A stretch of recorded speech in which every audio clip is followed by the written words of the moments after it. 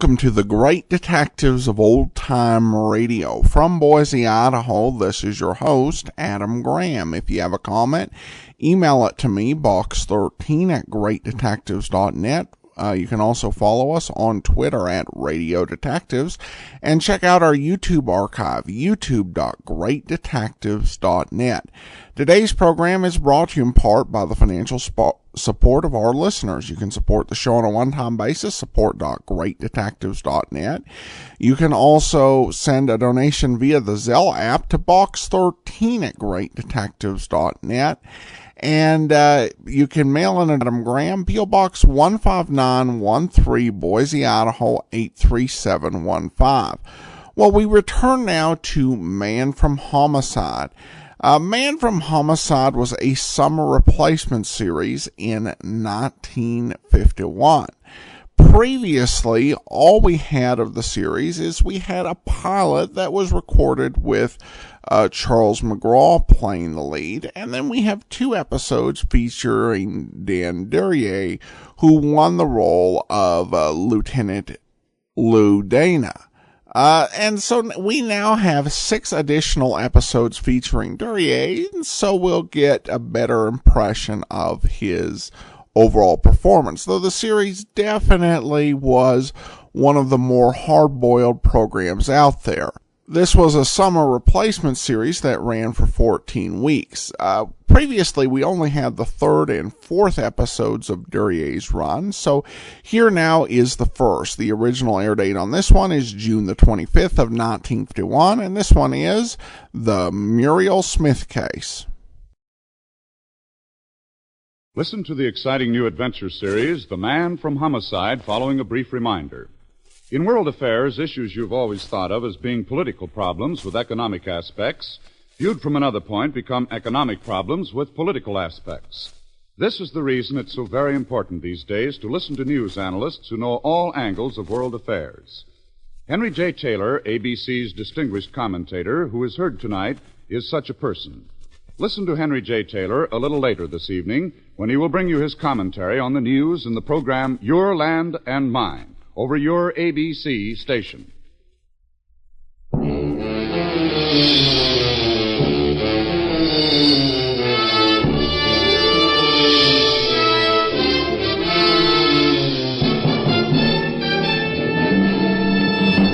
The Man from Homicide.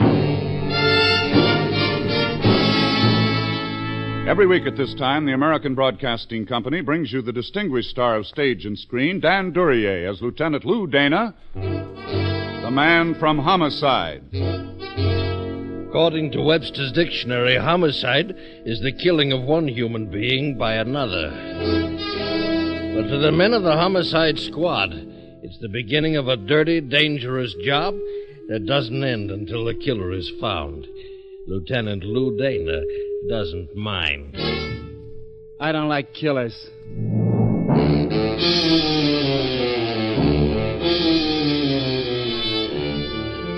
There's not much to see up at headquarters. Desks, typewriters, filing cabinets, tools on a job. Yeah, the cops, too. They're also tools, except they've got a defect. They remember things. Things like blood and tears, and the eyes of the frightened, and sometimes the eyes of the dead. They were blue eyes, and they stared up at a dirty ceiling in a cheap hotel room. They were blue eyes, and they belonged to a girl who registered as Muriel Smith. Smith. All right, boys. Outside, huh? Her hair was brown. Age maybe 25. Her dress was expensive, and she was lying on her back. She was also dead, having been hit in the chest by several bullets. After a while, I stopped looking at her and looked at the other girl in the room. I killed her.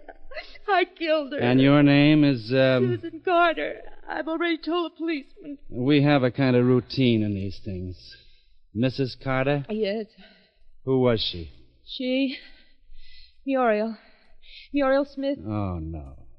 Why do you say no? Her dress. Not in a hotel like this. She called herself Muriel Smith. That's all I know. Those gloves you're wearing, they're not very clean. Oh, they're only for driving. Oh, that is, I wore them so I wouldn't leave fingerprints. Yeah. It also helps explain why you waited around for the police, huh? I don't especially like you. You and me both. Why did you kill her? Your questions, you keep jumping around. It's supposed to confuse you. I killed her because she was taking my husband away from me. Is he that valuable? I'd rather tell this to someone else. The trouble with killing people is it limits your choice of company. How did you know she was here? I overheard Mike phoning her. Mike being your husband. You beat him to the appointment? Yes. Tell me how you killed him. Start outside in the hallway. You came to the door. You'd knock, of course. Naturally. I'm not A cop. You knocked. Then what? She opened the door and I came inside. Now, we can skip the introductions. What then? I had the gun in my bag. She laughed at me. So, what more do you have to know? You shot her. She fell down and died. Then you waited for the police to arrive. Yes. What did you do with the gun? Eat it? I found I was looking at Muriel Smith again. I found I didn't like her being dead. I wished she'd close her eyes. I'm not going to say anything more to you. If you insist on meeting an assistant district attorney, come with me, please. Murphy, Mrs. Carter's going to headquarters, district attorney's office. Goodbye, Mrs. Carter. The room had been thoroughly searched. There was no gun in it. There was nothing in the room except what would be Exhibit A in a murder trial. Nobody would mention her eyes. The butler at the Carter home didn't delight in me. My tie seemed to bother him most. I decided that before I visited the next time, I'd get it hand-painted. Mr. Carter? Yes? Lieutenant Dana. My, credentials. Well, don't waste them on me. What can I do for you? Is your wife in? Yes, she's upstairs asleep. It's rather late, you know. I know. Would you mind asking her to come down? I think I would, unless it's terribly important. It's important. Well, I don't have a warrant. I could get one, though. It'd be even later by that time. I see. Well, will you wait, please? I didn't know exactly why I put him through it. Maybe it was because his tie was already hand-painted.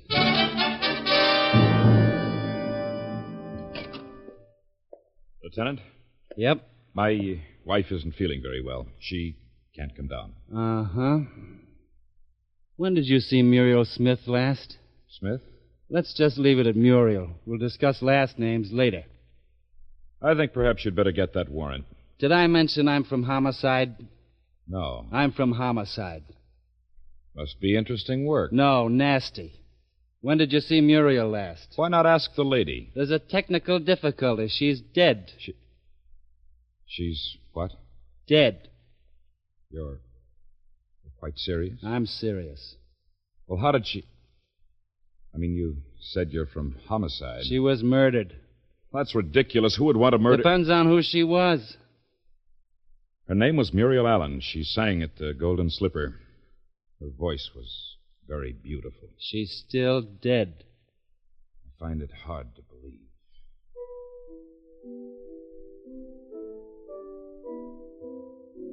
She had such quality.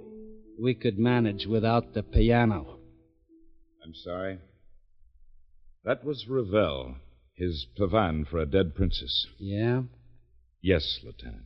A man named Marv Blakey runs the Golden Slipper. He's short, fat, and greedy. He doesn't hire princesses. What do you mean by that? She sang for Blakey, that's all. And what did she do for you? Get out. Uh-huh. Keep your appointment at the Standard Hotel tonight? That is not... I had no appointment tonight. It might pay you to keep in touch with your wife. Good night, Mr. Carter. Good night. She's downtown, holding conversation with the district attorney. Your wife, I mean.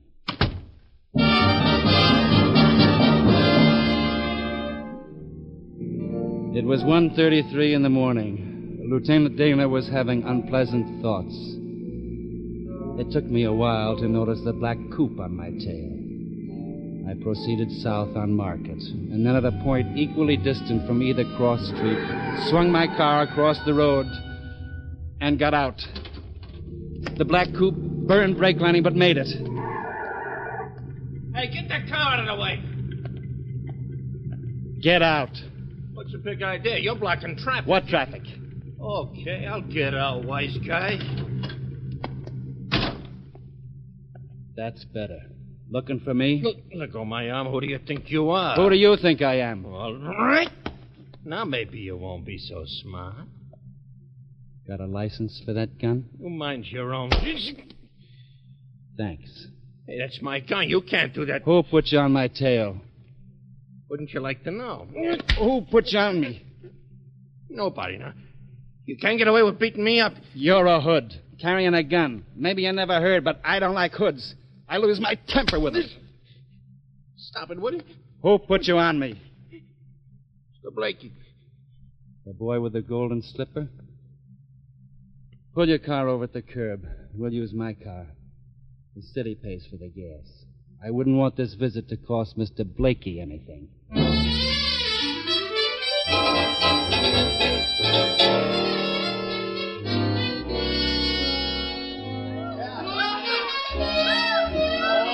The Golden Slipper was open for business. Most of it dirty. The hood and I didn't stop to enjoy it.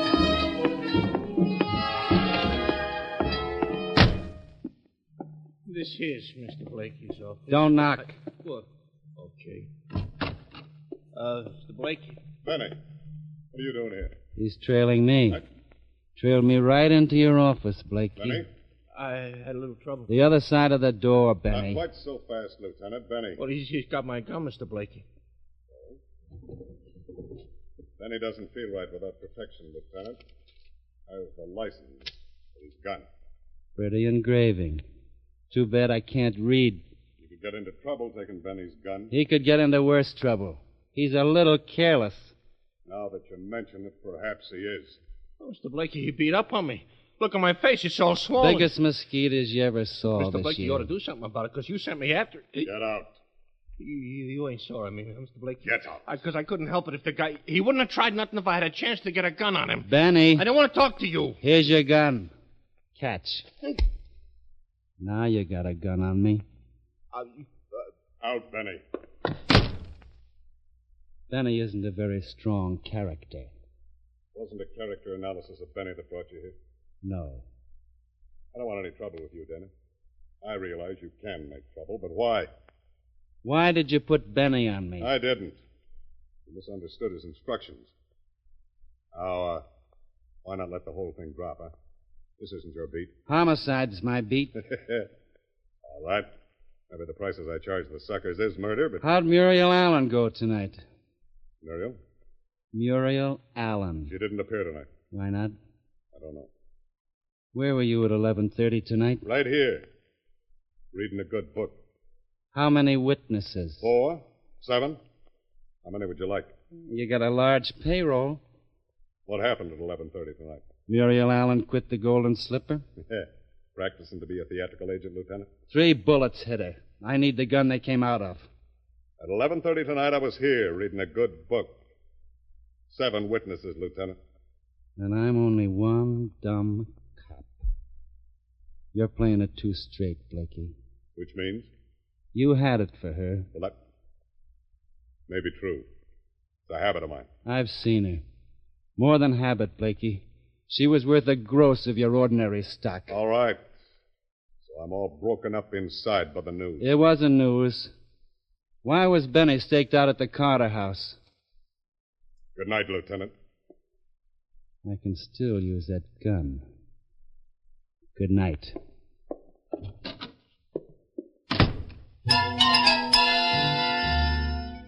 The hallway that ran behind the club was dark. I headed for the floor quick, but halfway down I found out it wasn't entirely my own idea. Oh!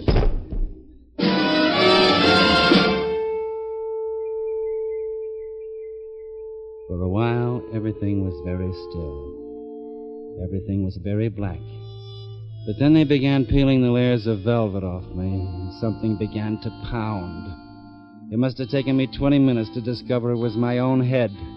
I lifted it off the ground, and the air smelled good, which meant I'd traveled. There were trees around and a sky. From which handful of obscure facts, Lieutenant Dana deduced he was out in the country. The gun somebody'd been careful to put in my hand was still warm. I got to my feet and crossed over to him. Dying hadn't improved his looks any. Benny was a very dead boy. Not a frame, especially. Nuisance value, maybe. Time consumed, more likely. But time for what?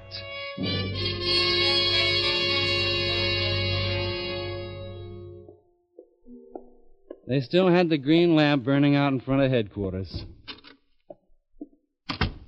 What? You sound like a Hawaiian, Sergeant. I'm wide awake and further... Oh, hi, Lieutenant. Hello, Dave. Well, you've been gone quite a time without checking in. Hey, what's with your head? My head? Oh. Well, now you mention it, the blood's tickling the back of my neck. Who slugged you? Little boy Blue. I've also got a corpse out in the car for you. Oh, anybody I know? Have the boys collect them. Sure.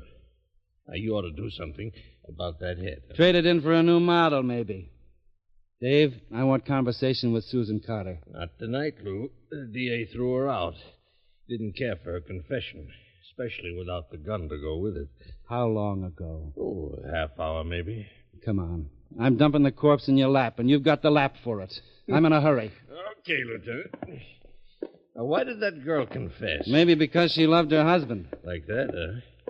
He must have something. Sure. Hand-painted ties and plays the piano. Where are you heading? I still want conversation with Susan Carter tonight.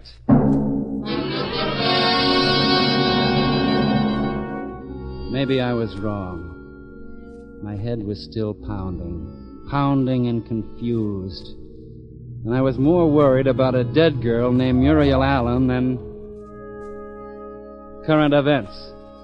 The Carter house was dark when I got there. A huge pile built by $1 million and a lousy architect. I'd hoped the butler would try to stop me. I had no luck. He must have been asleep. The front door opened to the second key I tried. The skating rink they called a foyer was dark, but a line of light at floor level down the corridor told me where I wanted to go. I went. And rehearsed my manners for the Carters. Nobody noticed my low bow as I went through the door. Lieutenant! Which way? The window. I caught a taillight going around the corner. There's nothing special about a taillight. I was late. Seconds late. I turned back into the room. Susan Carter was as white as the belly of a dead fish. Lieutenant, The faint was a break for her. She could stop looking at her husband. As for him, well, maybe he was looking at something, but it wasn't anything a pair of living eyes could see. Maybe it was a girl named Muriel. The rich are always lucky. Lou Dana here. Put out a call fast for Marv Blakey, late of the Golden Slipper. That's right, Blakey. And when you pull him in, drop me a card, huh?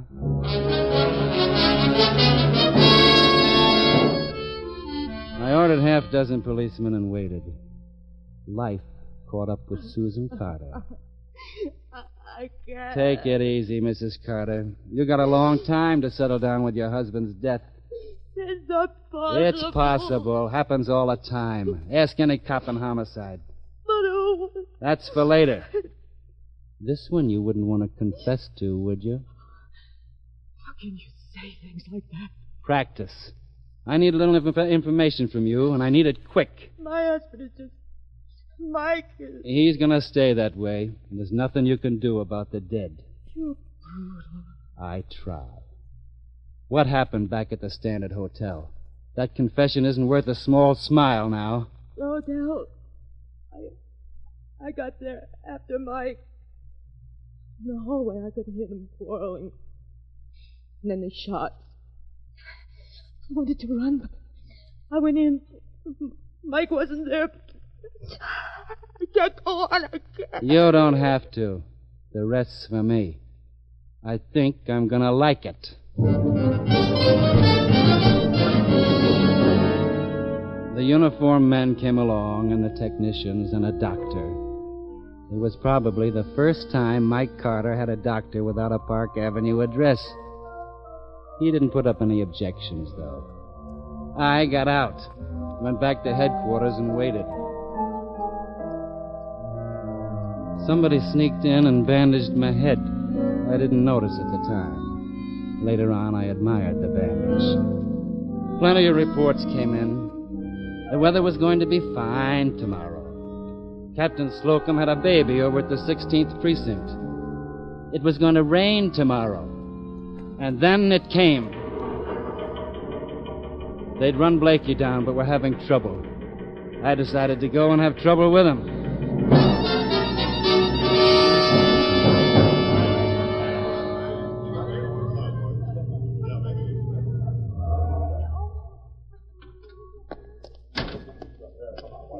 Make me smart, Dave. Blakey's inside, Lieutenant.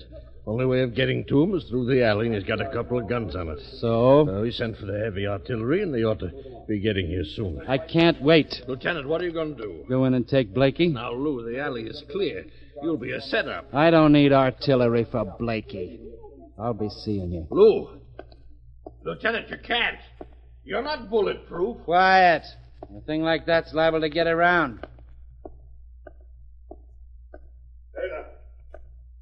Yeah? Stop where you are. I'm coming in. I told you. I'm coming in.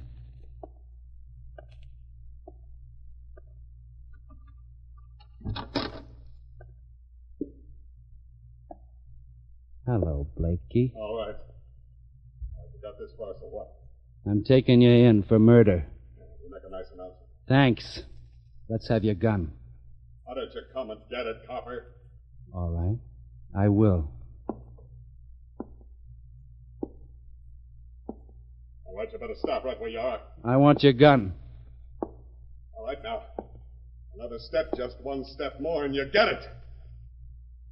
I mean the gun either. I mean bullets in the belly. They hurt there. Your gun, Blakey. What's the matter with you? What's wrong with you? You think bullets won't hit you? You think you're different from anybody else because you're a cop? All right, well, you stop moving in on me. What's wrong with you? You're... I'm Lou Dana, Blakey. All right. All right, take it. No, Blakey. Pick it up. Hand it to me. All right. Thanks. All right. Let's go make marks on the sergeant's blotter, huh?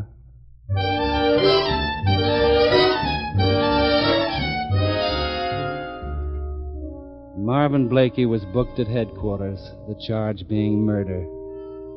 Marvin Blakey, being booked, was put in a cell to await his lawyer and his trial. Marvin Blakey had a few things to say. Carter killed Muriel. Benny, how safe would I have been with him on the loose? I see you're grinning, Lieutenant. You mean how safe am I now? Never mind. Carter killed Muriel. You didn't know her, did you? Even now, with me where I am, I can almost figure it's worth it. I did know her, see?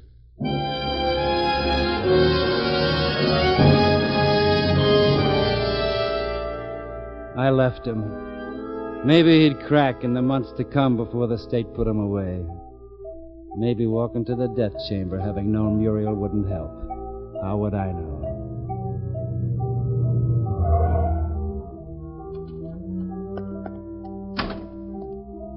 I was a cop on my way to make an official notification. The sky was turning dirty gray. The Carter house was large. The uniformed men and the technicians had long since gone. Michael Carter had gone with them. I rang again.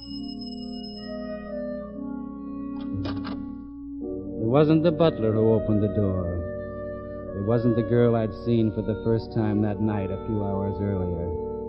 This woman was older, grayer and tired. Lieutenant Dana. Yeah. Mind if I come in? I don't think I'll ever mind anything anymore. Come in. Thanks. Let's go where you can sit down. Kindness doesn't become you. Well, Lieutenant? Your husband ever wear driving gloves? No, This is the summertime. He wouldn't have worn any other kind of gloves. he didn't. Your confession didn't make very much sense, Mrs. Carter. We have to... Without the gun. We found that gun. Did you? Your husband's pocket. Should I be surprised? No. His prints were on it. Yes. Very clear prints. Too clear. Too clear, Lieutenant. A man fires a gun. The prints tend to be smudged a bit from handling. But supposing a gun is wiped clean, and then the man's fingers are carefully pressed on the handle, then you'd have his prints on it, but they'd be too clear. I never knew that. No. I had the lab give his hands a paraffin test. What's that? When a man fires a gun, small gunpowder particles are embedded in the skin. Oh? Michael Carter hadn't fired a gun recently. I'm tired. I'm not sure I know what you're trying to say. With Michael dead, you've got his murderer. Why did you make all these tests? Because Muriel Allen registered at the Standard Hotel as Muriel Smith. She was ashamed. A club singer? Working for Blakey? She was going to see Mike. Then she wouldn't have registered as Miss Smith. She didn't take that room for romance. She took it for a meeting with you. Lieutenant Dana, what are you getting at? Something very simple, Mrs. Carter. I'm just believing your confession.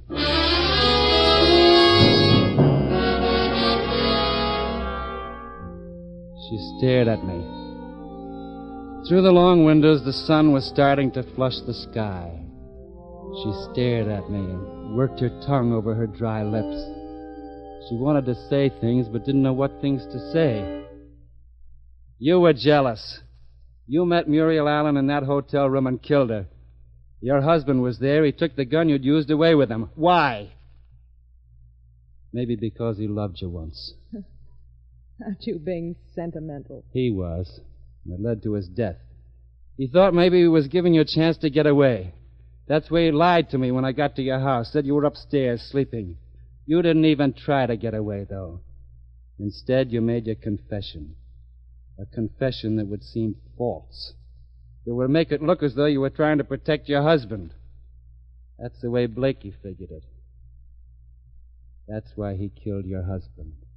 I couldn't have known. Would you have cared? With your husband dead, you remembered the gun in his pocket. You took it out, wiped it clean, and then carefully pressed a corpse's fingerprints on it. The corpse didn't object. You're very clever. No. I just get feelings about killers. All right. I'll go with you, Lieutenant. But Yeah? what about the feelings you get about the dead?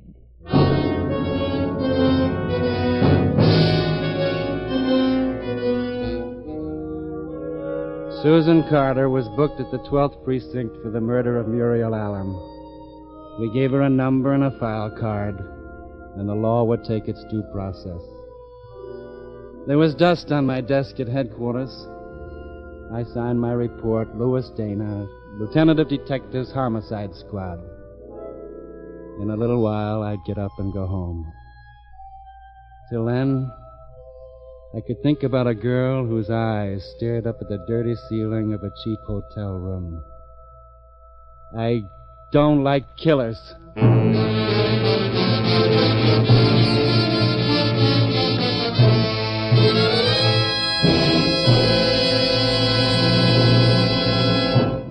You've just heard the first in a series starring Dan Duryea as the man from Homicide, with Larry Dobkin as Dave. Mr. Duryea can be seen starring in Al Jennings of Oklahoma. In tonight's cast, you heard Gene Bates as Susan Carter, Bill Boucher as Blakey, and Howard Culver as Michael Carter. Music was by Basil Adlam.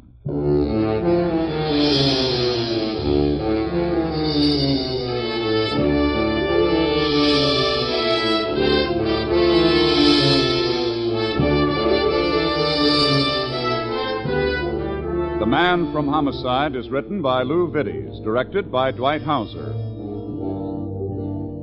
Be with us again next week, same time, over most of these same ABC stations, to hear Dan Duryea as the Man from Homicide. Bill Spargrove speaking. This program came to you from Hollywood. This is ABC, the American Broadcasting Company.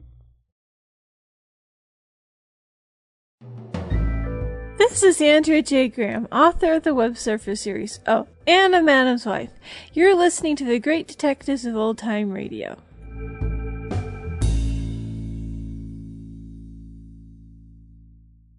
Welcome back. Well, it's been a few years since we played Man from Homicide, but this is the Lieutenant Dana.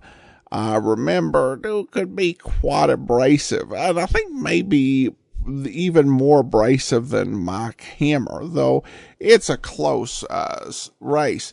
This was a pretty good story. In fact, the script would actually be reused the next year as part of Barry Craig. We played that episode of Barry Craig, episode 0486, The Fatal Appointment, back in September of 2011. So if you want to see how William Gargan handled the material, you can listen to it. You just go to greatdetectives.net, put in episode 0486, and it'll come up. Also available at our YouTube archive at youtube.greatdetectives.net.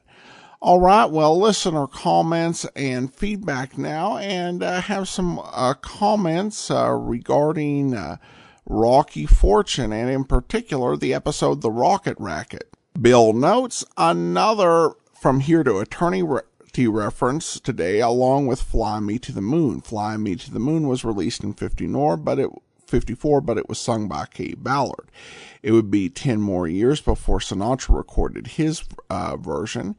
And Amy says, nice Dimension X shout out. The best Rocky Fortune, probably because of the sci-fi elements. Well, thanks so much, Amy. And of course, Dimension X was off the air, but X-1 would end up replacing it. Still, I think the series Dimension X definitely made an impression and lived on even after it had ended. All right, well, that's all for now. Join us back here tomorrow for Richard Diamond. And then next Tuesday, it's another episode of Man from Homicide. And then next Wednesday, it's an episode of Rocky Jordan. So send your comments to box13 at greatdetectives.net. Follow us on Twitter at Radio Detectives, and become one of our friends on Facebook, facebook.com/Radio Detectives. From Boise, Idaho, this is your host, Adam Graham, signing off.